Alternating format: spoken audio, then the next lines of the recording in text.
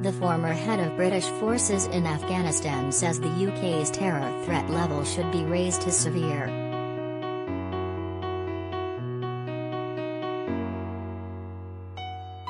Colonel Richard Kemp warns there is an imminent prospect of attacks on British soil by jihadis inspired by the fall of Kabul.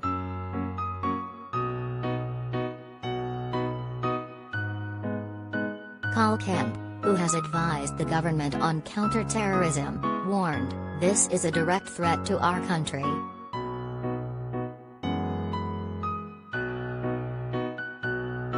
The current national threat level is substantial and the next level is severe, which British spooks say means an attack is highly likely.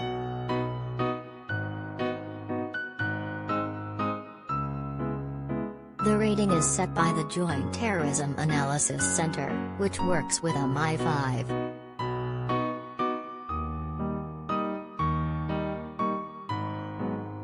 It was lowered from severe in February.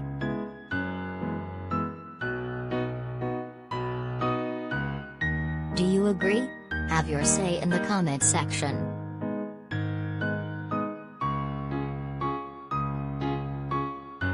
Normally it is changed in relation to events much closer to home than Kabul.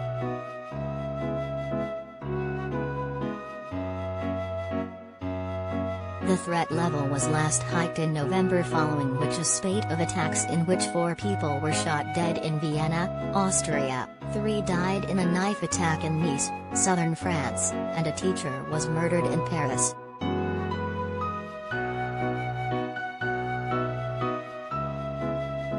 Col Kemp told the Sunday Mirror, "Given the immediately increased threat from British jihadists inspired and motivated by events in Afghanistan, the government should seriously consider raising the UK threat level and increasing counter-terrorist assets available to the intelligence services and police."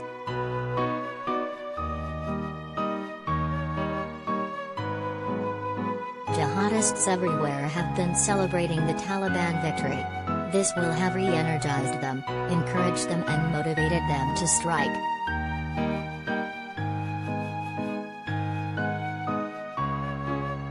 Recruiting to their cause will be through the roof. The Taliban will allow Al-Qaeda and the Islamic State to operate on territory they control, their numbers and morale boosted by thousands of terrorists released from prison by the Taliban.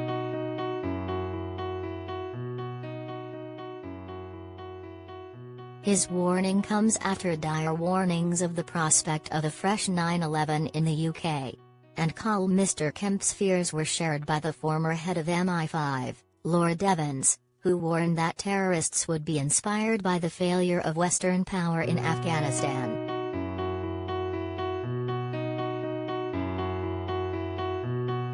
Lord Evans added, "That may well create a certain amount of energy in the wider networks that are still in existence in Britain and across the West. This does mean an increase in threat over coming months and years."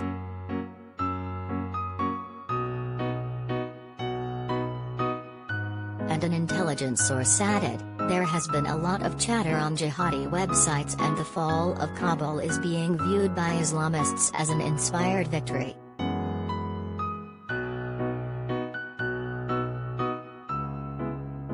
Security at key sites across the UK, such as military bases, parliament and government offices, is likely to be increased.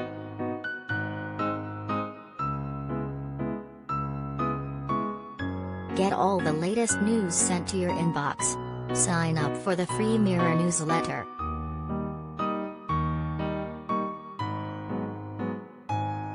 It is also understood that British and US special forces will establish secret bases in neighboring countries which will be used to target any terrorist bases in Afghanistan in the weeks and months ahead.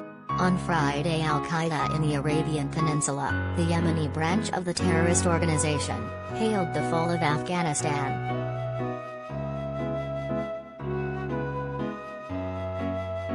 In a chilling boast, the fanatics said, "This victory and empowerment reveals to us that jihad and fighting represent the Islamic law-based, legal, and realistic way to restore rights, and expel the invaders and occupiers."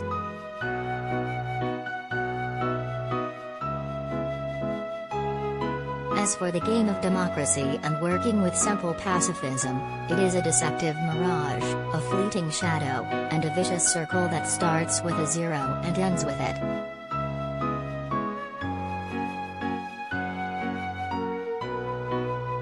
Defense chiefs have been stunned by how quickly the Afghan army collapsed following the withdrawal of U.S. troops last month.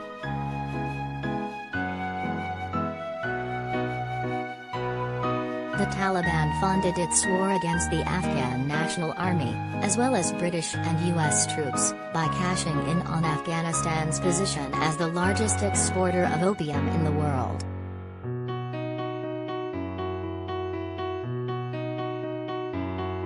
Now there are fears that the cash could also be used to fund other terrorist groups such as Al-Qaeda who have re-established a foothold in the country.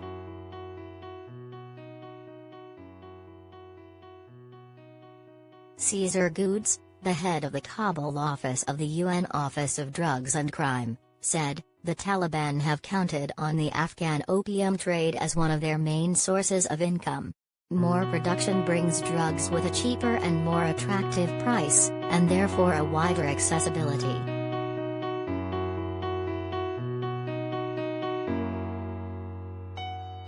A leaked confidential report compiled by NATO showed the group also gets money from mining, property, and unnamed regional benefactors,